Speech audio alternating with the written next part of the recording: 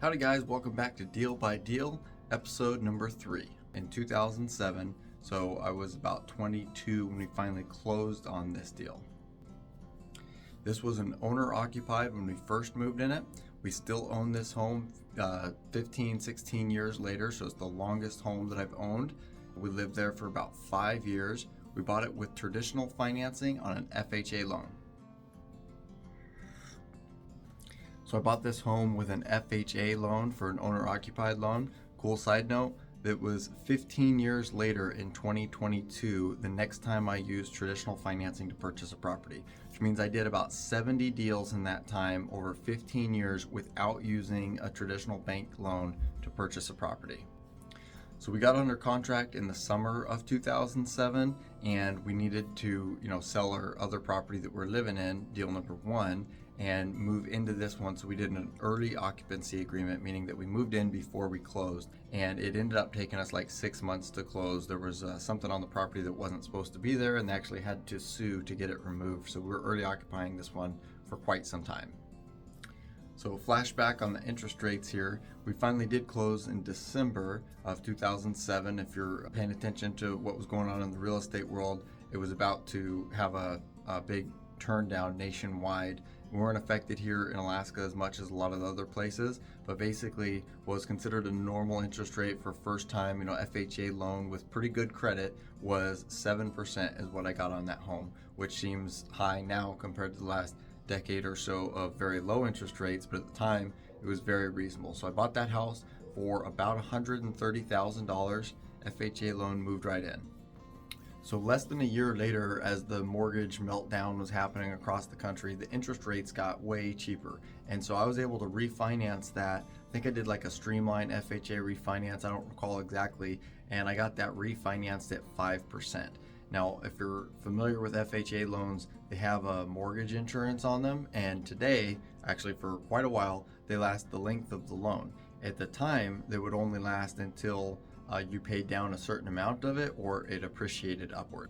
And so what that means is that after a few years of paying down the mortgage a little bit and with the market appreciating over time, when it became so that I had 20% equity in the property, I was able to get that mortgage insurance removed, which I think saved me about $120 a month at the time, which was pretty good considering my payment was only, in the neighborhood of $1,000 or something like that. So really nice savings there. We don't have that same opportunity with FHA loans in today's environment, but they can still be a good product to get into a home with pretty low down payment, which is kind of the big advantage of an FHA loan. So we ended up living in that home as our primary residence for about 5 years. We did outgrow it and find another place to purchase. In that time, towards the end, I did end up getting my real estate license and had been doing quite a bit more investing. And so we were there for 5 years, but we ended up not selling it. We ended up placing a tenant in it. So we have different tenants in the property over the years. I think maybe 4 or 5 sets of tenants over the last 10 years. So we've had some that were shorter and some that were longer. Had pretty reasonable luck with tenants, but have had to do some cleanup afterwards. I definitely did get better at landlording and picking tenants in that time that we owned it.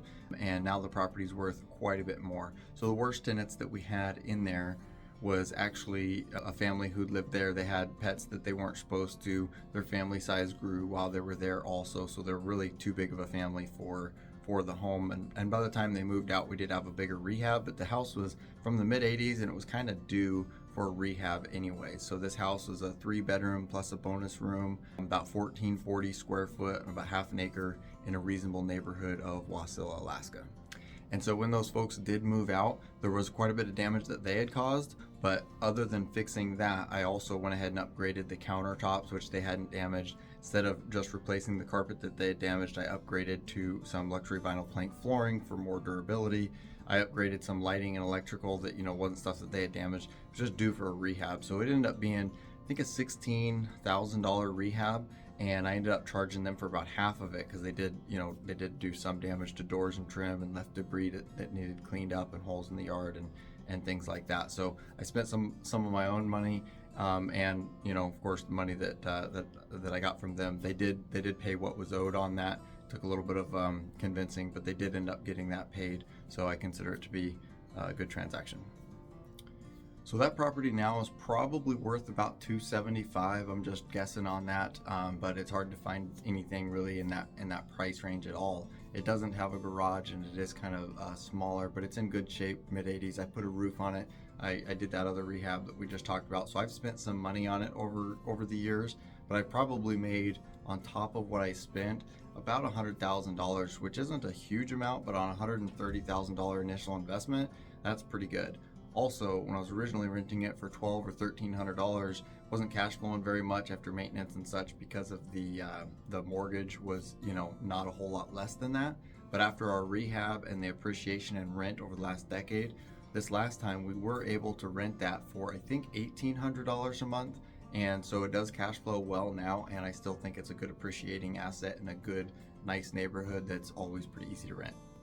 I think the moral of the story of this investment is that even just buying something as a single family home really is a great builder of wealth over the long term. I mean, it wasn't free, it wasn't super easy, trying to learn the ropes of landlording and going through some ups and downs with that, but just being able to hang on there and build wealth through this one thing that we originally bought as a single family property that really, literally made us $100,000 or more so far. And it's just a really good asset to have in the portfolio. So we'll probably keep it for the foreseeable future. And I've got quite a few more like it now, and they just perform really well, easy to rent, nice, solid home.